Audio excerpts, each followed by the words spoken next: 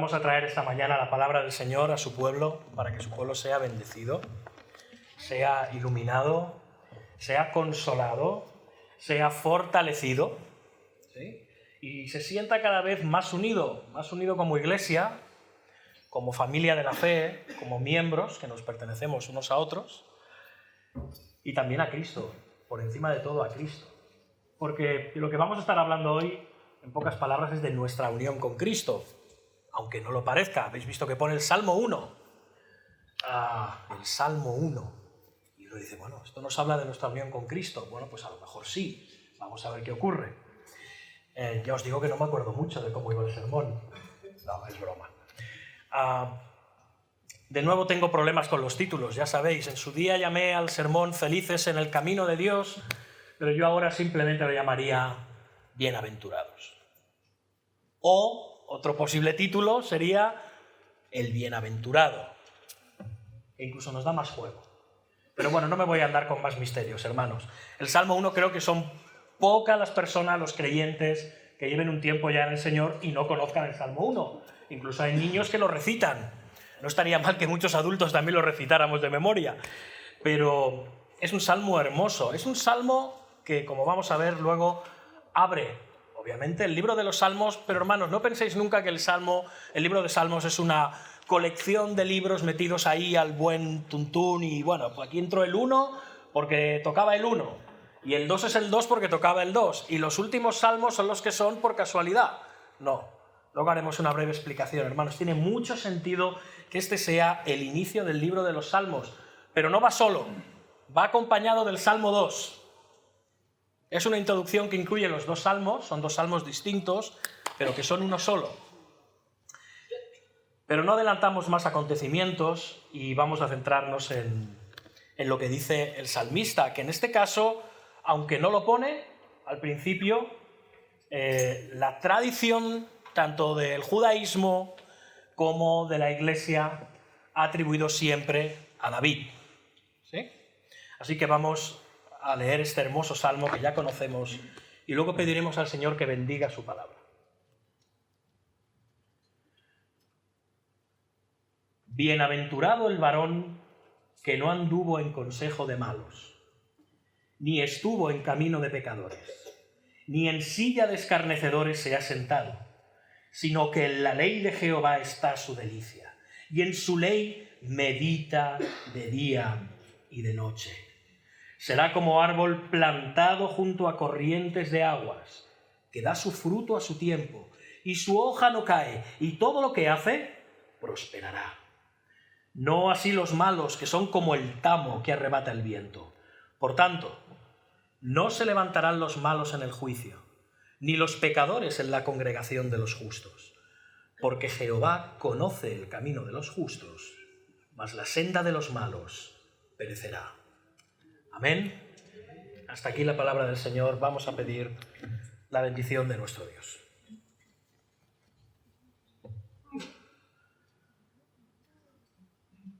Ante ti venimos, Señor, agradeciéndote que tú nos hayas permitido hoy, en este domingo, finalizando este año 2019, a las puertas del 2020. Señor, gracias porque tú en todo este año nos has ayudado, nos has bendecido, nos has preservado, nos has guiado, nos has disciplinado también. Nos has mostrado muchísimas cosas en nuestra iglesia y también en nuestras vidas, como cristianos individuales, en nuestra relación contigo, con nuestros hermanos, con nuestro prójimo. Gracias, Señor, a ti te lo debemos. Y queremos terminar este año acercándonos de nuevo a tu palabra, siendo iluminados por este hermoso libro de los Salmos, este precioso e importantísimo libro de los Salmos. Gracias, Padre. Gracias por dárnoslo también, por darnos tu entera palabra. Y te rogamos que ahora tú desciendas sobre esta congregación. Espíritu Santo, sé nuestro predicador, nuestro congregador, aquel que nos enseña, nuestro maestro, nuestro guía. Habla a nuestros corazones, Señor. Habla a los corazones de aquellos que no están en Cristo. Habla a los corazones de aquellos que creen estar en Cristo y no lo están. Habla a los corazones de tus hijos, de los que son realmente tus hijos y que anhelan tu palabra, que anhelan beber más de ti, ser llenados por ti, ser enseñados y transformados y tocados por ti, Señor. Obra en todos los aquí presentes en esta mañana. Glorifícate con tu evangelio y con tu salvación en medio de nosotros. Date a conocer al mundo, date a conocer a tus santos, Señor. Bendice tu santa palabra. Quita de mí todo error, toda cosa impura, toda cosa que no sea buena y conforme a tu palabra, que sean deleitables a ti los dichos de mi boca y las meditaciones de mi corazón. Prepárame para predicar al pueblo y prepara al pueblo para recibir la palabra, Señor. Perdona nuestro pecado, quita todo estorbo de nuestras mentes y corazones. Prepáranos como suelo fértil para recibir tus hermosas palabras y promesas. Te lo rogamos todo a través de aquel que es el camino, la verdad y la vida, nuestro Señor y Salvador, Jesucristo. Amén. Bien, hermanos, voy a echar un trago. Bueno, el Salmo 1, hermanos. La verdad es que el deseo de felicidad, incluso a veces felicidad a cualquier precio, a toda costa, se suele decir, es parte del ser humano. Creo que es cierto. Todos posiblemente de alguna manera cuando hacemos las cosas que hacemos o como las hacemos o tomamos las decisiones que tomamos para nosotros o para los nuestros, pensamos en que nos van a hacer un bien, en que nos va a ser de bendición, en que nos va a dar un bienestar, en que nos va a dar felicidad. De hecho, un texto paradigmático en este sentido que reconoce que los seres humanos anhelan por encima de todo la felicidad es el inicio de la Constitución de los Estados Unidos, que dice así: sostenemos como evidentes estas verdades, que los hombres son creados iguales, que son dotados por su creador de ciertos derechos inalienables y que entre estos están la vida, la libertad y la búsqueda de la felicidad. Cuando leo estas palabras, sobre todo lo último, la búsqueda de la felicidad, no puedo evitar acordarme de aquella película de Will Smith, ¿recordáis? Con su hijo pequeñito en busca de la felicidad. Y es verdad, hermanos, los seres humanos buscamos la felicidad, anhelamos la felicidad. ¿Y por qué lo hacemos? Porque somos conscientes de nuestra falta de felicidad. O somos conscientes de lo efímera, de lo volátil que es. Es como perseguir pompas de jabón. Vemos a los niños detrás de una pompa de jabón todo ilusionados, de esas formas tan increíbles que cogen ahora las pompas. En mi época eran redonditas y de gracias. Hoy en día parecen un tráiler de 16 toneladas, ¿no? Que va flotando, un diplodocus. Pero el niño va corriendo, se acerca y ¿qué hace aquello? ¡Pah! Desaparece. Y la cara del niño, sobre todo cuando son muy pequeñitos, es un poema, ¿verdad? ¿Cómo se queda? Ya está, ha desaparecido. Y este es nuestro problema. Anhelamos la felicidad, o al mismo tiempo podríamos decir, no es un problema, es un anhelo. El problema muchas veces no es tanto el hecho de que la deseemos, fuimos creados para eso. Aquí la Declaración de Independencia de los Estados Unidos no yerra, fuimos creados para ello. El problema muchas veces son las maneras en las que el ser humano busca la felicidad, o cree que es la felicidad. Y desde luego el ser humano en la búsqueda de esa felicidad lo ha buscado todo, lo ha probado todo. Filosofías, ideologías, formas de gobierno, patrias, religiones, modas, ciencia, arte, una constante búsqueda de la felicidad. O al menos de algo muy parecido, de la evasión, de un mundo, de una vida en la que no nos sentimos bien, en la que notamos que no encajamos, en la que las cosas no son como deberían. ¿No os parece que a veces las cosas no son como deberían? En vuestra vida personal, familiar, laboral, la vida en general. Las cosas no son como deberían. ¿Qué ocurre? Que el ser humano, a pesar de todas estas cosas, ¿con qué se ha encontrado siempre? Con un permanente fracaso. Nada sacia lo suficiente. Nada llena lo suficiente. Nada es como te imaginabas. Al final, siempre hay algo que dices, no podía durar. O esa tan bonita de demasiado bonito para ser verdad, ¿no? Demasiado bonito para ser verdad. Todo lo que va viene. Pero esta mañana vamos a estar considerando el Salmo 1. Este es el Salmo, como os decía antes, introductorio a las Escrituras. El libro de Salmos contiene 5 secciones. No son 5 secciones, como os he dicho, ahí, puestas, como se suele decir comúnmente, a cascoporro. No están puestas ahí porque había que ponerlas. Tiene un plan definido. No podemos hablar de ello.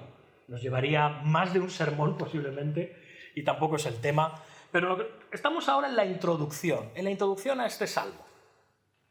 Ni siquiera podemos decir que forme parte de las 5 secciones. Es algo aparte estos 2 salmos iniciales, el 1 y el 2. Es algo aparte. Es la introducción al libro. Y realmente nos va a estar hablando de lo que es el tema de todo el libro. El libro de Salmos, hermanos, es como un gran templo espiritual. Se compila en el exilio en Babilonia. Los judíos no tienen templo. Los judíos no tienen patria. Los judíos no tienen tierra. Están alejados, exiliados. Y el libro de Salmos es el libro que lleva al pueblo a la adoración, que lleva al pueblo a la oración, que lleva al pueblo de vuelta al gran templo. Era físico en Jerusalén, lo era. Allí se congregaban para adorar y para orar. Ahora no tenían templo, pero tenían esta compilación hermosa del libro de Salmos que les decía cómo orar, pero no solamente les decía eso.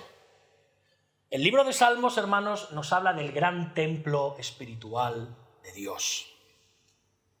Nos habla del plan de la redención en Cristo. El libro de Salmos nos habla de la salvación y de la condenación. Nos habla de 2 caminos, el de la vida y el de la muerte. Nos habla del árbol de la vida y nos habla del resultado de aquellos que no llegan ni a árbol y que acaban siendo, como veremos, como el tamo. 2 caminos, 2 visiones, 2 cosmovisiones, 2 visiones del mundo y de la vida. Pero dentro de este gran templo espiritual se nos anima a ver más allá, porque nos lleva de vuelta al Edén, nos lleva de vuelta al jardín. Sabéis que la Biblia empieza en un jardín y sabéis que la Biblia acaba en un jardín. La Biblia nos habla de un gran templo, de una nueva ciudad que descenderá y estará en la tierra, y la tierra estará con esa ciudad en el cielo. Es un retorno al inicio, es un retorno al río de la vida, es un retorno al árbol de la vida, es un retorno a Dios. ¿Sí? Y esto es lo que este salmo inicialmente hace. Nos habla de ese jardín, nos habla de ese río, nos habla de ese árbol y nos habla de la bienaventuranza. Y tiene relación con el Salmo 2 porque fijaos que la primera palabra del Salmo 1 es bienaventurado y si vemos las últimas palabras del Salmo 2, ¿cómo acaba? Bienaventurados todos los que en él confían. ¿Sí? Estamos en terreno de bienaventuranza. Pero también nos dice algo el Salmo 2, no vamos a considerarlo. Nos dice que esa gran bienaventuranza del Edén se truncó. Por eso hay maldad, por eso hay pecado, por eso hay muerte, por eso hay rebeldía. Ve cómo empieza el Salmo 2. ¿Por qué se amotinan las gentes y los pueblos piensan cosas vanas? ¿Qué hizo Adán sino amotinarse y pensar cosas vanas? ¿Para ir en contra de quién? Para ir en contra de Jehová y de su ungido. El ser humano es un enemigo de Dios, un rebelde contra Dios. Pero Génesis 3:15 nos habla de una gran profecía, de que la serpiente magullaría el talón de la mujer, pero luego esa cabeza de la serpiente también sería magullada. Y es de lo que nos habla también el Salmo 2 al decir estas palabras: ahora pues, oh reyes, sed prudentes y admitid amonestación, jueces de la tierra, para que no se enoje la ira del Hijo, ¿recordáis? Y perezcáis en el camino. Así que en medio de la bienaventuranza, en medio del plan de Dios de salvarnos, de llevarnos de un Edén a otro Edén, por medio de un Edén intermedio en el que estamos ahora, cuántos Edenes, ¿no? Estamos en un Edén, hermanos. Estamos en un reino, estamos en un jardín espiritual. ¿Sí? En medio de eso hay pecado. Y tenemos que luchar con ese pecado. Y esto es de lo que a grandes rasgos nos está hablando el libro de los Salmos y especialmente esta preciosa introducción. Por eso la semana que viene estudiaremos el Salmo 2. ¿Os parece bien? Y así tendremos la visión completa. Y luego ya seguiremos con Romanos, palabra. ¿Bien? Así que vamos a ver. Nos está diciendo aquí muchas cosas este Salmo. Este es el Salmo introductorio, como hemos dicho, ¿no? Y nos habla de entrada de dos caminos, de dos vertientes, de dos posibilidades. La que nos lleva a la vida y la que nos lleva a la perdición. Que hay algunos que van a cumplir el propósito de Dios, que es glorificar a Dios y gozar de Él por siempre. Y hay otros que van a desaparecer, que van a ser destruidos y que no va a haber más recuerdo de ellos, jamás. Qué triste. Y claro, hoy en día se nos dice que hay muchos caminos. Bueno, que hay muchos caminos, ¿eh? Muchas formas de vivir, muchas formas de encontrar la felicidad. Hermanos, esto es falso. Solo hay dos caminos. El de la vida, el de la muerte. Lo que pasa es que uno es estrecho y el otro es muy ancho, como bien nos enseñó el Señor Jesucristo. Como es tan ancho, caben muchas posibilidades. Hay muchos caminitos dentro del gran camino que lleva a la destrucción. Pero solo hay uno que lleva a la vida. No nos engañemos, que no nos timen, hermanos, que no nos timen. Es falso, solo hay dos caminos. Ahora bien, creo que la pregunta es apropiada. Entonces, ¿cómo hallar el camino a la felicidad? ¿Cuál es el camino a la felicidad? Bueno, hermanos, nosotros, por nosotros mismos, no podemos hallar ese camino ni estar en ese camino. Porque somos débiles, somos frágiles, somos cambiantes, tenemos el GPS averiado. Hay quien dice, bueno, la gente está desorientada en este mundo. La gente necesita que le den un GPS y la vida... y ese GPS, que es la Biblia, le va a ayudar a encontrar el camino. No, hermanos, esto no es tan sencillo. Porque entonces lo único que vas a tener es alguien desorientado con un GPS. O sea, a alguien desorientado con una Biblia en la mano. Pero esto no necesariamente va a conseguir cambios. ¿Habéis visto cuántas sectas hay que utilizan la Biblia? ¿Cuántas personas hay que se dicen cristianos, incluso personas que ni se congregan y tienen una Biblia y la leen y te hablan de ella? La Biblia en sí misma no soluciona nada. Hay una gran desorientación. La cuestión no es solamente la Escritura, y vamos a hablar de la Escritura, eso por supuesto, pero hace falta algo más. Hace falta la bienaventuranza.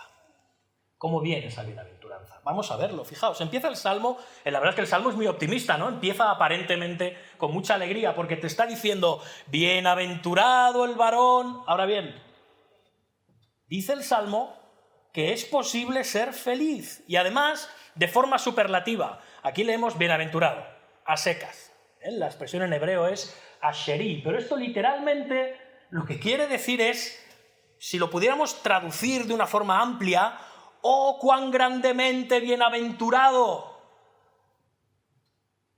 Es bienaventurado elevado a la enésima potencia. Esto está diciendo el Salmo. Bienaventurado, súper bienaventurado. Más imposible. Es una bienaventuranza para los niños o para las que no conozcan un poco el lenguaje bíblico. La bienaventuranza es la felicidad, ¿sí? La felicidad plena, absoluta, completa, ¿sí? La plenitud, hoy, una palabra muy de hoy, la realización, Me siento realizado, pues estamos realizados, totalmente, ¿no? Pero esto no es una felicidad o una bienaventuranza que dependa de las circunstancias, ni de lo que tengas, ni de lo que dejes de tener, ni de lo que te ocurra o no te ocurra. Porque, hermanos, reconozcámoslo, si todo es transitorio, ¿qué es lo más valioso que tienes? ¿Qué es lo más valioso que tienes? Humanamente hablando, tu vida. Y ni siquiera eso lo vas a poder retener, tu vida humana, ¿no? Estoy hablando como hombre, ¿sí? Humanamente. No depende de lo que tienes. Hermanos, esta bienaventuranza depende únicamente de si estamos en la debida relación con Dios. Nada más y nada menos. Pero una nueva relación que proviene no de una decisión, no de un esfuerzo, no de conocer muy mucho las Escrituras. No depende de eso. Depende de una nueva naturaleza. De ser hechos nuevos. De estar en otro estado del que estamos.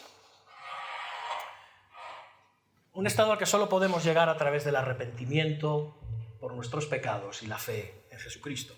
Nada más y nada menos. Solamente. Hermanos, las palabras de este salmo no tienen ningún sentido para alguien que no está en esa posición. ¿No se entienden? Podemos caer en una especie de llamado a la moral, a la ética, a leer mucho la Biblia, a conocerla, a ser muy buenos, a evitar hacer las cosas malas que hace la gente de este mundo, y entonces seré bienaventurado. Pero como nos explicaba muy bien el hermano Jordi la semana pasada, ni hablar. No depende de eso nuestra salvación. En absoluto. Depende de que se nos haya dado una nueva naturaleza. No depende de la ética, no depende de la moral. Proviene ni siquiera de una forma de vida. Proviene de que se te haya dado un nuevo corazón. Y a raíz de ahí, venga todo lo demás. Venga todo lo demás. Y esto, hermanos, nos pone cara a cara con nuestra situación. Hermanos, el cristianismo no es algo que tú haces. El cristianismo no es lo que haces, ¿está claro?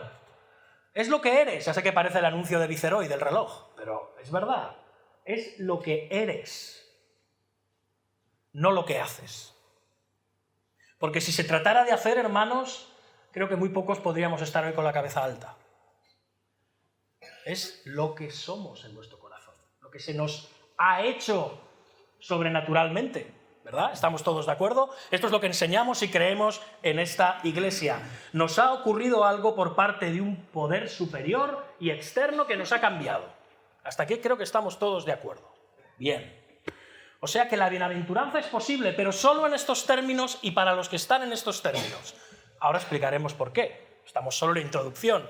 Pero fijaos, parece que entra muy positivamente el Salmo, bienaventurado el varón. Y ahora de repente parece que nos echa un jarro de agua fría encima, porque dice, no anduvo, en consejo de malos, ni estuvo en camino de pecadores, ni en silla de escarnecedores se ha sentado. Vamos a fijarnos muy bien aquí en las palabras. Empieza por lo negativo, pues vaya gozo veo aquí yo en el Salmo, ¿no? Me está empezando a hablar del pecado, me está empezando a hablar de los malos, de los pecadores, de los escarnecedores. ¿Alguien sabe lo que es un escarnecedor? Mejor dicho, alguien no lo sabe, es alguien que se burla. Un burlador, alguien que hace escarnios, alguien que se burla. ¿Sí? Un burlador. El Salmo empieza hablándonos más bien de los impíos. Sí, ha hecho un pequeño apunte a la bienaventuranza, pero ahora nos habla de los impíos, caramba. ¿Por qué hace esto el salmista? Pues porque la Biblia, hermanos, no ha venido aquí a darnos jabón. La Biblia es un libro realista. Es un libro realista. Nos pone en perspectiva, nos pone cara a cara con nuestro corazón caído, con nuestra terrible situación. Somos una raza, la humana, caída. Estamos caídos. Todos nacimos con una inclinación permanente al mal, al pecado, a la burla, a hacer escarnio de Dios. Esta es nuestra inclinación natural. Todos nacimos así. El salmista nos habla aquí precisamente del poder seductor del pecado y su influencia progresiva. Es muy interesante, Nos habla de una progresión que tiene el pecado que va poco a poco hasta tomar control de nosotros. Fijaos, nos habla el salmista en los siguientes términos. Anduvo, estuvo y se ha sentado. ¿Os dais cuenta de lo que está diciendo? Vamos a leerlo otra vez. Que no anduvo en consejo de malos, ni estuvo, es decir, literalmente en el idioma original se quedó parado, se quedó quieto y luego sentado. ¿Os dais cuenta? Hay como una especie de decadencia en el proceso de ir del movimiento a quedar estático, a ir hacia abajo, a sentarnos y quedarnos inmóviles. Esto me recuerda un poco cuando vas por un centro comercial y vas mirando los escaparates. Esto mi mujer lo sabe muy bien. Te quedas mirando la zapatería, entras, te sientas para probarte los zapatos. No, este es un mal ejemplo. Pero el proceso, hermanos, es el mismo. Tú vas caminando, te paras porque algo te llama poderosísimamente la atención y te quedas ahí y ahí descansas. Ahí te quedas. Este es el poder del pecado. Esta es la seducción y la degeneración que genera el pecado en el hombre. Esta es la realidad. Caminamos, nos paramos y nos sentamos. Dice el Salmo 14, el necio dice en su corazón que no hay Dios. Y este es el consejo de los malos. El consejo de los malos del que estamos hablando. No hay Dios. Es decir, el hombre es el centro. Yo y mis circunstancias. Dios empieza donde yo quiero que empiece y acaba donde yo quiero que acabe. Eso sí creo que existe. O si decido creer. No os olvidéis, el ateísmo es una abstracción, nadie es ateo realmente. Parte de una negación, tú no niegas algo que no existe. O sea que realmente hay una decisión de no querer a Dios en tu vida. No lo quieres. O como mucho lo quieres en la periferia. O en la periferia o en ninguna parte. Este es el consejo de los malos. Son aquellos que dicen que sí, que hay un camino para la felicidad, pero ese no es el de Dios, es el del placer, que tú no te enteras. Que la vida es muy corta, que hay que disfrutar de la vida. ¿Qué estás haciendo? Da rienda suelta a tus deseos, da rienda suelta a los placeres, a tus impulsos. Tu cuerpo es tuyo, sal del armario, rompe las normas, come, bebe, gusta, viaja, juega, disfruta. Total, para lo que te queda, disfruta, ese es el camino a la felicidad. Trata de evadirte de todo, no quieras pensar ni en Dios, ni en tu situación espiritual, ni en nada. Una huida permanente adelante. Ese es el corazón de los hombres. Sin Dios, ese es, como dice el salmista, el consejo de los malos, el camino de los pecadores. Y luego están aquellos que se burlan absolutamente de todo, o lo desprecian, o miran al cristiano con cierto paternalismo y condescendencia. Pobrecitos. Si les hace feliz, pues nada, no pasa nada. Pobrecitos míos. Se burlan de todo realmente, pero en especial de la religión, sobre todo de la religión cristiana. De otras está muy claro que no se atreven a burlarse. Habrá que preguntarse por qué. Creo que todos sabemos la respuesta, pero eso es otro tema. Son personas que no ven nada justo, nada bello, nada puro, nada sagrado. Todo es motivo de burla. Toda su vida es una afrenta a Dios, un desprecio a lo espiritual. Incluso es un desprecio al hombre, porque este tipo de actitud degrada al propio hombre, degrada al propio ser humano, porque el ser humano fue creado para vivir en adoración y en comunión con Dios. Hoy en día hay una gran distorsión, como decía el doctor Martin Lloyd-Jones. O por un lado se ve al hombre como una especie de superhéroe, como decíamos, ¿no? La cultura de hoy o exalta al hombre totalmente y lo tiene como el centro del universo. El hombre es la medida de todas las cosas, que decían los humanistas en la Ilustración también. El hombre es la medida de todas las cosas. Todo gira en torno al hombre. Saquemos a Dios de la ecuación. O ve al hombre así, lo cual también es sacarlo de su lugar, porque el hombre fue creado para vivir bajo la autoridad de Dios, con Dios en el centro, o bien lo degrada completamente transformándolo en una cosa evolucionada de un mono. O sea, un mono que no tiene pelo, pero es lo que somos, un poco más listos, eso sí, pero es lo que somos. Hay una tendencia permanente a degradar al hombre. Hermanos, todo esto es una burla. Todo esto es un descaro total hacia lo que el hombre debe de ser. Así que el hombre bienaventurado es aquel que conscientemente y de corazón evita esta forma de vida. Y evita este tipo de personas. Hermanos, aquí no estamos llamados a despreciar a las personas por sus convicciones, ni por su estilo de vida. No debemos despreciarles, pero debemos de ser cuidadosos. Hemos de ser muy cuidadosos. Porque normalmente, si no tenemos cuidado, podemos acabar siguiéndoles y complicándonos muchísimo la vida, o adquiriendo muchas formas de pensar que son de ellos, o de repente empezar a flaquear en nuestras convicciones, o no ver lo sagrado, todo lo sagrado que debería de ser. ¿Sí? Hemos de tener cuidado. No hemos de tener miedo al mundo, estamos en el mundo, somos parte del mundo, podemos gozar de muchas de las cosas bellas que Dios en su gracia común ha provisto en este mundo, pero tengamos mucho cuidado con ser parte del mundo. Tengamos mucho cuidado con aquellos a quienes entregamos nuestra confianza, aquellos a quienes entregamos nuestro corazón. Tengamos cuidado. Y sigue diciendo el Salmo, sino que su deleite, hablando del bienaventurado, bienaventurado el varón que no estuvo, ¿dónde? En consejo de malos, en camino de pecadores, en silla de escarnecedores. Por eso es bienaventurado, porque no está ahí, no está ubicado ahí, en esa marasma que nosotros llamamos humanidad caída, y que está en posesión de su propio pecado y de Satanás. Es bienaventurado por ello, lo evita conscientemente. ¿Y ahora qué hace? Ahora es cuando empezamos a ver qué hace este hombre bienaventurado. En la ley de Jehová está su delicia, y en su ley medita de día y de noche. Aquí la palabra ley en hebreo es Torá. ¿Recordáis la Torá? Que nos habla normalmente de los 5 libros de la ley. Y esto es muy interesante, hermanos. La palabra Torá tiene la connotación de enseñanza. Esto es lo que quiere decir Torá en hebreo.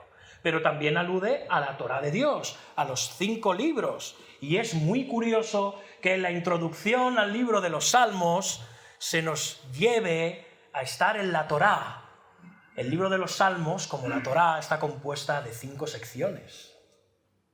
Así que nos está diciendo al mismo tiempo la enseñanza que hay en esas 5 secciones. Es una invitación al libro de los Salmos. Es una invitación a la ley y a la enseñanza, al espíritu de la ley, que está contenido en esos 5 secciones del libro de Salmos. ¿Sí? Así que nos lleva a la ley, pero nos lleva al mismo tiempo al libro de Salmos, pero también nos lleva a toda la enseñanza de Dios.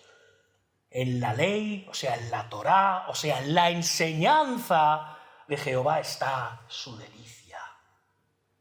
Y en su ley medita. Literalmente esto es murmulla. Este es el sonido de las palomas. Perdonad, es un poco raro esto. ¿Sí? ¿Qué hacen las palomas? Esta cosa tan rara. Es como algo permanente. Está invitando a este hombre a no a murmurar. Cuidado, no a murmurar. Murmurar es otra cosa, muy fea. A musitar, a repetir, a meditar, a darle vueltas a aquello que se aprende en la ley. Como esas palomas que te despiertan por la mañana, que están en el balcón y están ahí. Eso es lo que nos pide la palabra, que hagamos eso. Esta es la clave de la bienaventuranza. El hombre bienaventurado ama la instrucción, ama la enseñanza, ama la guía, ama el consejo de Dios. Ama la Biblia, ¿sí? Lo traemos al día de hoy. Ama la Biblia. ¿Por qué ama la Biblia? Primeramente por una cosa, porque ama al Dios de la Biblia. Que es muy diferente a amar la Biblia. A veces hay un poco de bibliolatría en algunos contextos y en algunas religiones y sectas. No, primero amas al Dios de la Biblia, por eso amas la Biblia, que es su palabra. Claro que todo lo que conocemos de Dios es a través de esta revelación. Hay una revelación general en la creación, también el libro de Salmos nos habla de ello. Pero, hermanos, Dios no está en las páginas de la Biblia, entendedme lo que quiero decir. Él está fuera. Esta es su palabra, que al mismo tiempo nos habla de ese Dios y nos alimentamos de la palabra de ese Dios. Y por medio de su palabra le conocemos. ¿Sí? Son 2 cosas que van unidas. Pero esto solo puede ocurrir si una persona nace de nuevo. Como decían los reformadores, el mismo Juan Calvino, tenemos una convicción interna de que la palabra es palabra de Dios, de que la Biblia es palabra de Dios.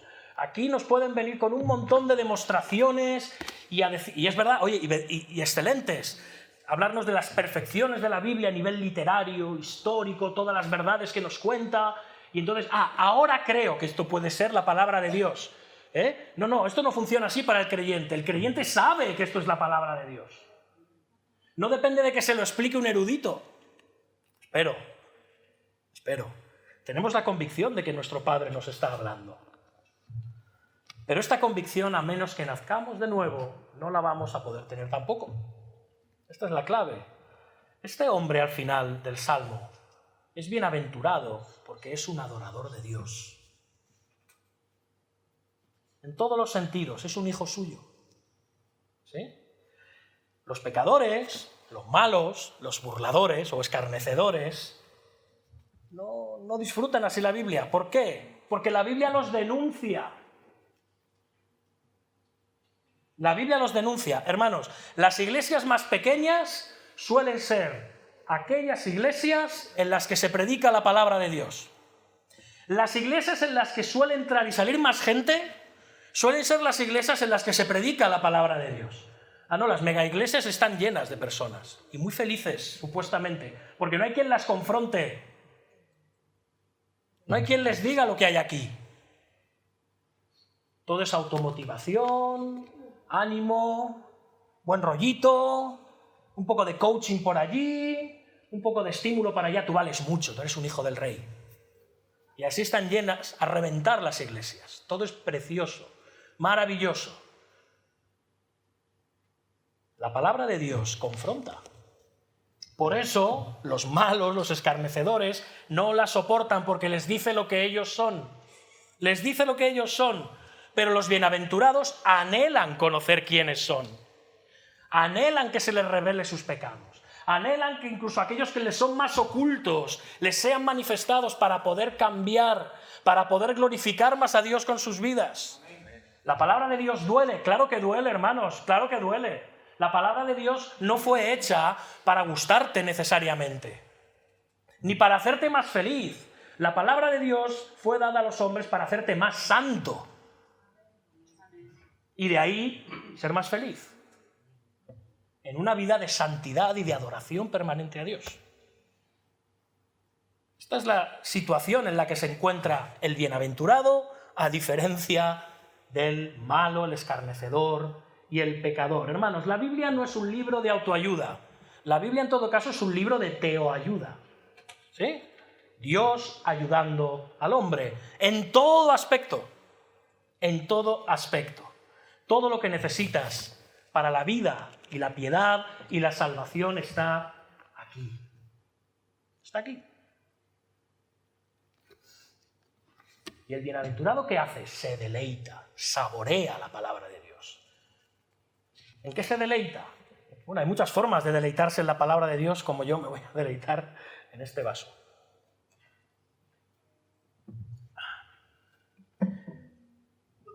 El mismo deleite de conocer a Dios.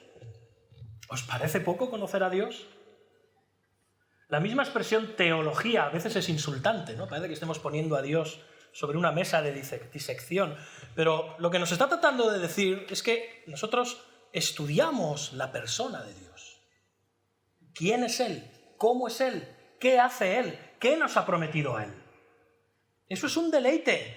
Conocer su voluntad, conocer su corazón, conocer sus mandamientos, su propósito eterno para el hombre. Hermanos, no hay nada más deleitable, o no debería haber nada más deleitable para un cristiano. Hay otro deleite, y es encontrarte en las Escrituras, en cada página, a Jesús. Porque, hermanos, eso ya es teología bíblica. Vamos a insistir mucho en la teología bíblica, es muy importante. Jesús está desde Génesis hasta Apocalipsis. Está en cualquier lugar de la Escritura. Dios encarnado. Al fin y al cabo es lo que estamos estudiando, conmemorando y celebrando en estas fiestas. Parecen las fiestas de la veneración al Alcacelser, más bien, o a la sal de frutas. No, hermanos. Adoramos al Señor Jesucristo. Adoramos y celebramos la encarnación del Señor Jesucristo. Es lo que celebramos. El deleite de descubrir a través de la Biblia el glorioso plan de redención. Hermanos, el Evangelio. Mirad, aquí hay muchas discusiones acerca de los dones, acerca de la escatología y acerca de otras muchísimas cosas. Pero mirad, cuando el Señor venga todo va a quedar aclarado en este sentido. Pero como os he dicho tantas veces, el Evangelio en toda la eternidad no podremos desentrañar toda su gloria. Es maravilloso el Evangelio. Y lo que recibimos nosotros aquí es una pequeña lucecita de ese grandioso Evangelio y que es suficiente para toda una vida de adoración y de asombro. El Evangelio es maravilloso. El Evangelio empieza en la eternidad y no termina nunca, porque va de la eternidad a la eternidad. Es un plan eterno y divino, hecho por el Padre, el Hijo y el Espíritu Santo. El deleite de saber que toda la sabiduría que necesitas está en la Escritura. Sabiduría, repito, para la vida y la piedad. Que en las Escrituras vemos su Evangelio, la gracia de Dios, sus promesas fieles. Otro deleite, las promesas de Dios, hermanos. Las promesas de Dios son un deleite.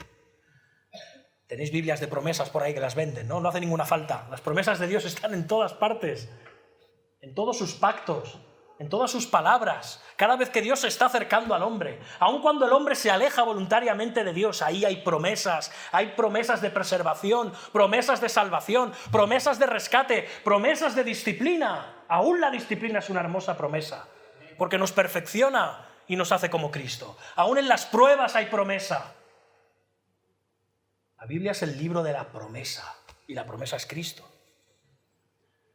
Es una maravilla, hermanos. Por esto el bienaventurado, ¿qué hace ahora? Acude a la palabra de Dios de día y de noche. Como hacemos todos aquí, ¿verdad? Que leemos la palabra de Dios de día y de noche. ¿Leemos la palabra de Dios de día y de noche? Hermanos, vamos a entender estas palabras. El rey David, que escribió este salmo, era una persona muy ocupada. Nos imaginamos siempre al rey David pues en una azotea con una arpa y cantando, ¿no? Y que los criados allí trayéndole canapés o lo que fuera que le dieran, o uva, o queso, o vino, y él cantando y componiendo salmos. Hermanos, el rey David era un rey. Precisamente el rey David cayó en el gran pecado en el que incurrió por descuidar el mucho trabajo que tenía como rey. Tenía mucho trabajo. No estaba en una torre de marfil abstraído del mundo y todo el día rodeado de libros y de papiros y escribiendo y cantando salmos y orando. Era un hombre que tenía muchos problemas de estado que resolver. Los reyes entonces gobernaban. No eran una figura representativa como en las monarquías parlamentarias como la nuestra. No. Eran personas que gobernaban y que estaban permanentemente tratando temas militares, territoriales, que tenían que ver con la agricultura del país, con la economía del país, con muchísimas cosas, con las leyes del país. Estaban todo el día ocupados, y más un buen rey, como el rey David. Era un hombre que dedicaba mucho tiempo a su llamado. ¿Y cuál era su llamado? ¿Cantar salmos? Gobernar. Él gobernaba la nación de Israel, era un rey. Vivía en el mundo real, especialmente David vivía en el mundo real. Había vivido arrastrado por cuevas y perseguido de muerte durante años. Y aún en medio de esa persecución, él encontró tiempo para deleitarse en la ley de Jehová. De día y de noche, en medio de los problemas, en medio de situaciones angustiosas, en medio de peligros de muerte, en medio de problemas de estado y usurpaciones como la de su hijo Absalón, que se ganó la confianza de toda la nación para luego echar al padre. Su propio hijo, aún en medio de eso, David encontró tiempo para deleitarse en la ley de Jehová. De día y de noche. La Biblia era su alimento. En el caso del bienaventurado, anhela el consejo de Dios, busca el consejo de Dios. La Biblia es el deleite, el manjar del bienaventurado. Tú cuando te deleitas en algo, cuando, no sé, que habréis comido, yo he comido cosas muy ricas estas Navidades. ¿Qué habéis? Bueno, hay algunos que sí, pero ¿qué habéis comido así? Taca, taca, taca, taca, taca, taca, más, ¿o no? ¿Qué habéis hecho? Cuando un jamón de bellota os ha costado los 100 gramos 35 euros, ¿qué habéis hecho con esa lonchita transparente que se ve la luz a través cuando os la habéis comido? ¿Qué habéis hecho? Va, confesad, os habéis deleitado. Cuidado, ¿por qué? No solo por el precio, que está muy bueno, está rico, se saborea. ¿Hacemos lo mismo con la palabra de Dios? ¿O vamos tragando, tragando, tragando porque toca?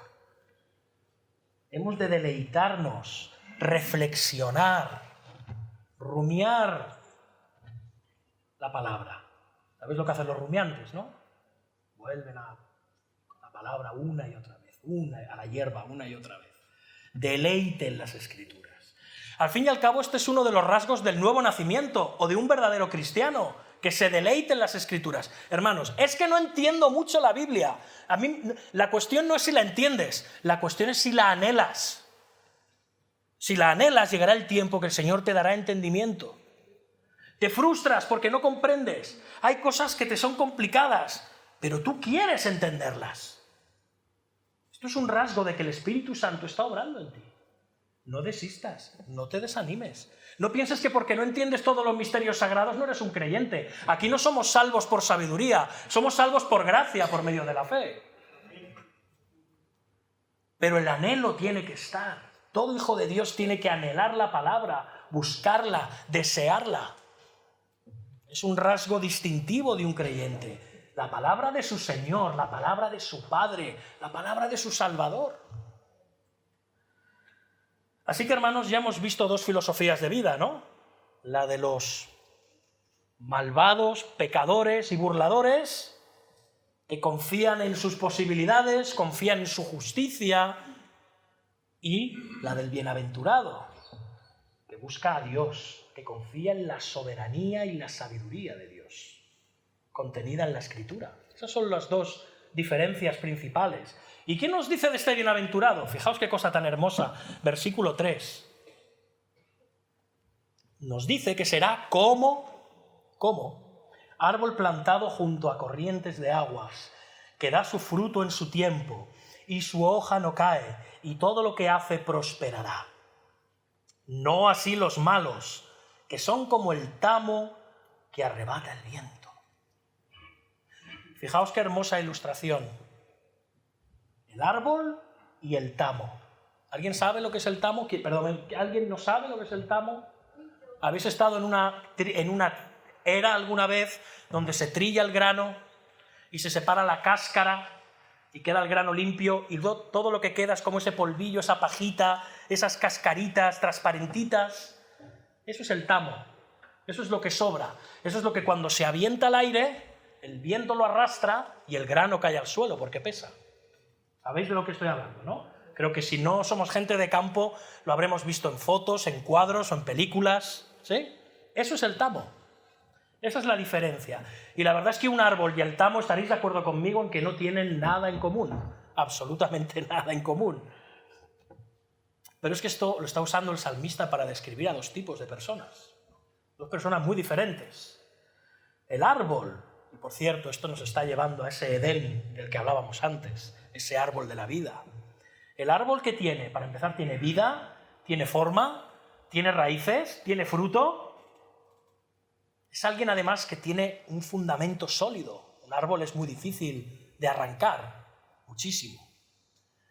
Su bienaventuranza no depende de los cambios, ni de los vaivenes, ni de los vientos, ni de los ríos que vengan en esta vida, en absoluto, sino de estar enraizado en Dios y en su palabra, enraizado en las promesas de Dios,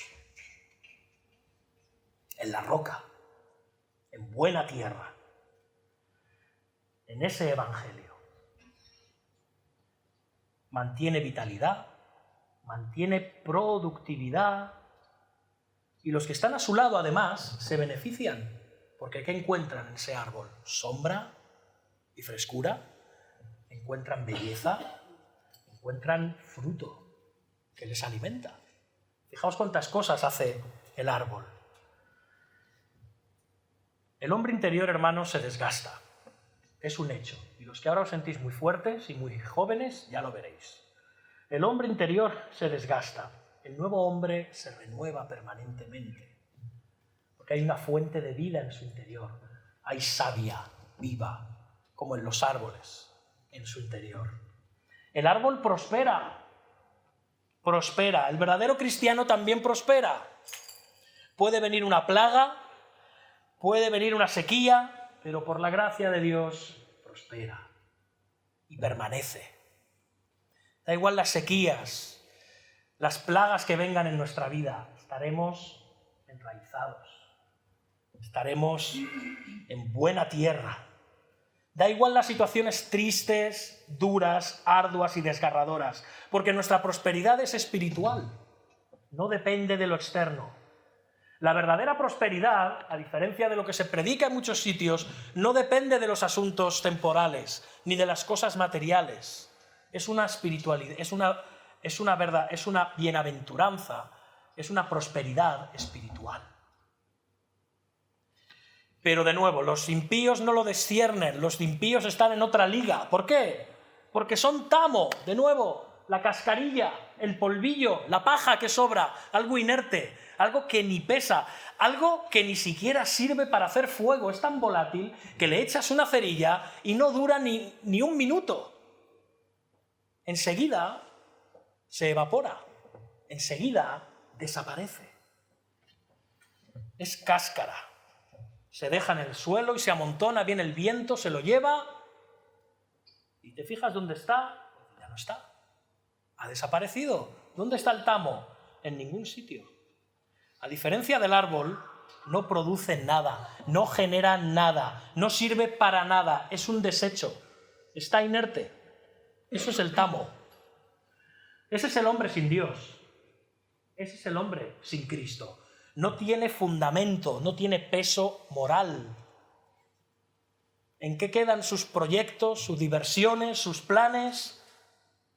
En nada. Como decíamos al principio, no hay satisfacción, no hay alegría, no hay gozo, nunca queda satisfecho con nada. Todo pasa, todo es efímero. Hermanos, el ser humano sin Cristo no tiene vida espiritual. Tiene vida, vamos a decir, mental, psíquica si quieres, física. Podemos decir que el hombre sin Cristo no vive, existe. ¿Sí? Pero un día dejará de existir, desaparecerá y se acabó.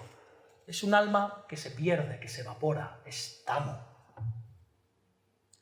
Si estás esta mañana aquí sin Cristo, eso es lo que eres.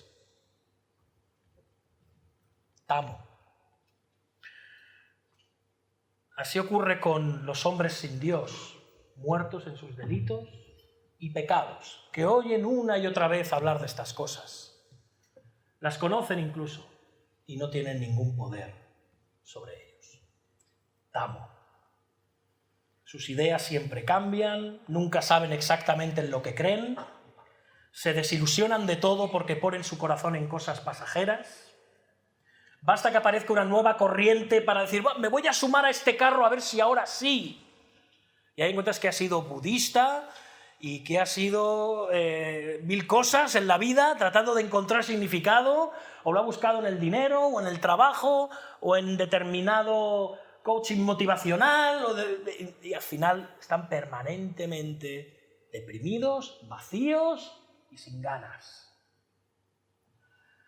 No hay verdades absolutas, solo hay verdades de moda.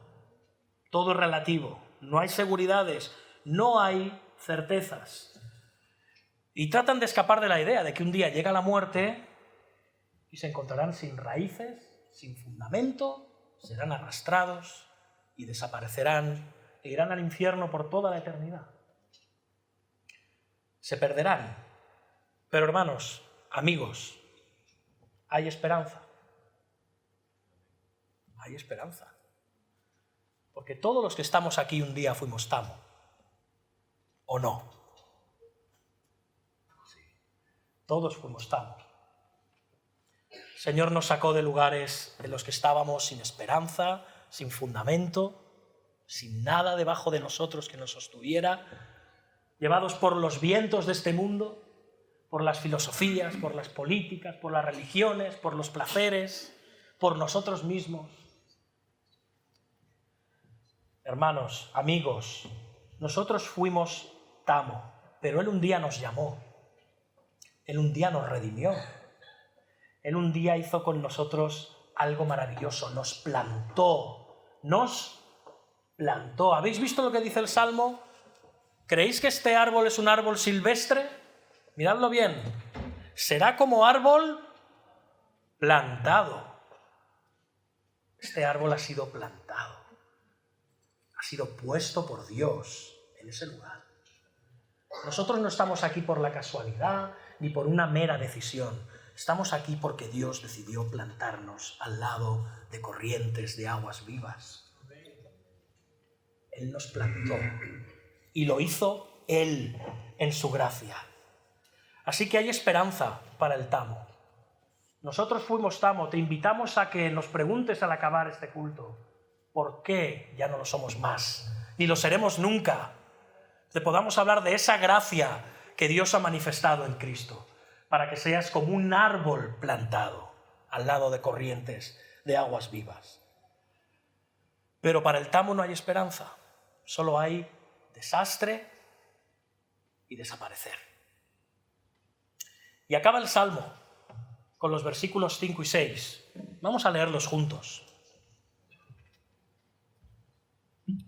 Por tanto, es interesante. Por tanto, después de todo lo que hemos dicho, este por tanto no está aquí por casualidad, por lo tanto, no se levantarán los malos en el juicio, ni los pecadores en la congregación de los justos, estos de los que hablábamos al principio, los malos, los pecadores, los escarnecedores. ¿Por qué? Porque Jehová conoce el camino de los justos, mas la senda de los malos perecerá. Cada una de las dos formas de vivir, hermanos, tiene un destino, un resultado u otro. Vemos esta expresión conectiva, por tanto, es decir, consecuentemente, no se levantarán los malos en el juicio. No van a poder sostener su caso delante de Dios, porque viene un juicio a juzgar al mundo, a poner fin a la historia y a poner como, digamos, primera etapa y piedra fundacional el inicio de toda una eternidad gloriosa, en la gloriosa libertad de los hijos de Dios, en un reino consumado, por fin, en unos nuevos cielos y en una nueva tierra que aguardamos según su promesa. Y vendrá un juicio, y los justos no se levantarán, no se podrán justificar. Como dice el apóstol Pablo, no tendrán excusa, no habrá excusa para ellos. Serán separados por toda la eternidad de la congregación de los justos, aquellos que han dicho, Cristo es mi justicia, no porque tengan una justicia propia. Como el tamo es separado del trigo para ser llevado por el viento y desaparecer, ya no va a haber más oportunidades, ya no va a haber a dónde cogerte. Ese será el fin y punto. No habrá más oportunidades, todas las oportunidades están aquí, ahora, en los años que Dios te ha concedido en este lado de la eternidad. No hay más. No chantajeemos a Dios. No hagas tratos con Dios. Nosotros no hacemos tratos con Dios. Nosotros no hacemos pactos con Dios. Los pactos los pone Dios. Y son siempre en sus términos. Y Él en su pacto ha dado un tiempo de gracia para aquellos que son tamo, que son como el tamo, le busquen. Y lleguen a ser plantío de Dios. Lleguen a ser plantados en aguas vivas. Y no habrá errores. No habrá errores. Dios no se va a equivocar. ¿Por qué? Dios no va a confundir al tamo con un árbol y al árbol con el tamo. No, no, no. Como bien dice el Salmo, ¿qué dice? Porque Jehová conoce el camino de los justos. Lo cual quiere decir que también conoce el camino de los injustos. Él no va a errar. El que vaya al infierno en el día del juicio va a tener que decir, amén, es justo. Amén. Pero hermanos, los hijos de Dios, aquellos que por gracia y solo por gracia han sido plantados como jardín de Dios, son como árboles, como decíamos, no somos silvestres, ¿bien? Él en su gracia nos ha plantado para vida y vida eterna. Él nos cuida, Él nos preserva y continuará haciéndolo hasta el fin. Hermanos, es muy curioso, quedaos con esta expresión, dice que serán como árboles, no árboles en sí mismos, serán como árboles. Es interesante que utilice esta expresión. Para terminar, concluyendo ya este sermón, ¿en qué dos grupos estás tú? ¿Eres un árbol? ¿Eres tamo? ¿No lo tienes claro? ¿En qué filosofía de vida estás? Como se usa ahora la expresión. ¿En qué forma de vida? ¿En qué forma de entender las cosas? No puedes estar en una y en otra a la vez. No te equivoques, solo puedes estar en una. O eres un árbol o eres tamo. Son antagónicas estas formas de vivir. Dice, bueno, puedo tener un poco de aquello y un poco de la otra, ni se te ocurra. Si piensas eso, ya eres tamo. ¿Por qué consejo te conduces? La bienaventuranza, de la que hablábamos al principio, está reservada para aquellos que deponen su rebeldía, que se arrepienten de sus pecados y se someten de todo corazón a Cristo y a su voluntad revelada en las Escrituras. Pero ¿sabéis qué? Que en el fondo, si uno se analiza a la luz de este salmo y lo ve con ojos meramente humanos y de lo que eres tú, de lo que soy yo, te frustras. Porque ¿quién es así? ¿Quién es así? ¿Tú eres así? ¿Somos así? Si somos honestos nos damos cuenta de que no somos, lamentablemente, así. Ni tú ni yo, ni nadie que haya caminado jamás por esta tierra ha podido ser, mientras este mundo sea este mundo, como este árbol. O quizás sí. Un hombre que no anduvo en consejo de malos, ni en camino de pecadores. Un hombre que no se sentó en silla de escarnecedores. Alguien cuya delicia sea día y noche la ley de Jehová. Uno como un árbol plantado al lado de corrientes de agua, que da su fruto a su tiempo, que su hoja no se marchita y no cae. Uno que ha sido prosperado en absolutamente todo. Ni tú ni yo, ni Abraham, ni Moisés, ni David, ni tú ni yo, ni nadie pudo serlo. ¿Por qué? Porque todos somos pecadores. Solo uno tiene el derecho de reclamar ser el hombre bienaventurado, el árbol de vida, las aguas de vida, aquel que da fruto de vida, aquel que se deleita en la ley de Dios, que su alimento es hacer la voluntad de Dios. ¿Quién es este hombre? ¿Quién fue este hombre? El Señor Jesús. Él es el árbol, Él es el agua, Él es el bienaventurado, Él es el justo de este salmo. Y es el del que hablará el Salmo 2 la semana que viene. No solo es todo esto, sino que además es rey, rey victorioso, salvador y vindicador. Jesucristo.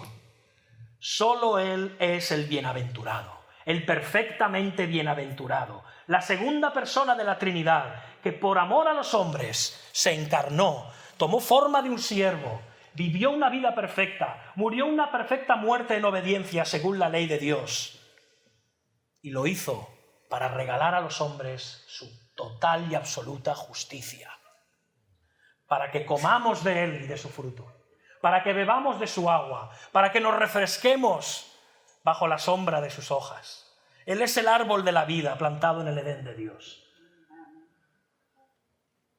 Él es el árbol frondoso y perfecto que da fruto para todos aquellos que deseen comer de Él. ¿Deseas comer de este árbol? Él fue el único coherente con la vida de justicia que vemos en este salmo, para que tú y yo, que no somos ni seremos, mientras este mundo dure, coherentes con esta vida de justicia, nos podamos refugiar debajo de su alimento, de su agua y de su sombra y de su justicia. Él es un árbol de justicia para nosotros.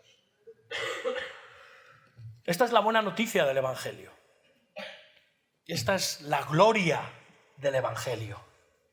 El bienaventurado ofrece su bienaventuranza a todos los que se arrepienten y creen que Él es verdaderamente ese bienaventurado. Ves con arrepentimiento al bienaventurado. Cree en la bienaventuranza. Cree con fe. Cree en esa buena nueva. Solo en Jesucristo hay verdadera esperanza de felicidad. Él es el camino de Dios a la felicidad. Ven a Cristo. Ven al bienaventurado para que puedas disfrutar de sus bendiciones, de su gracia, de su perdón, de su bienaventuranza eterna en la congregación de los justos que es su iglesia.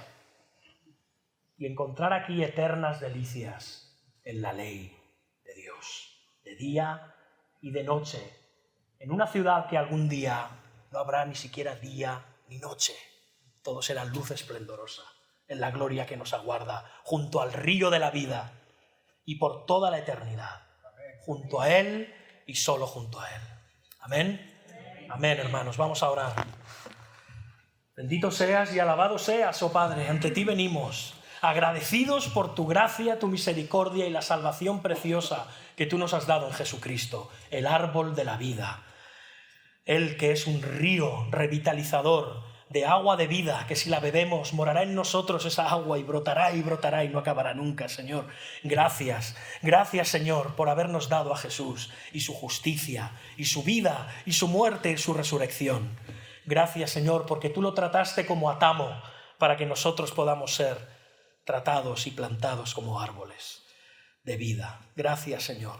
Gracias, bendito seas. Ayúdanos a todos a comprender esta gran verdad, que en nosotros no mora ningún bien, salvo por la nueva vida en Cristo que se nos ha dado, salvo por el nuevo corazón en Cristo que se nos ha dado. Gracias por esta hermosa salvación, gracias por el glorioso evangelio de Jesucristo. Queremos ser bienaventurados junto con Él. Y te rogamos, te ruego por todos aquellos perdidos hoy aquí esta mañana, que tú los llames, que tú los salves, que tú los vivifiques, que tú obres como ese espíritu y ese soplo poderoso en el valle de los huesos secos, que traigas a la vida a hombres y mujeres para Cristo y solo para Cristo, que nos lleves ese árbol de la vida, Señor. Te damos gracias por tu palabra bendita, en el nombre de Jesús, el bienaventurado. Amén.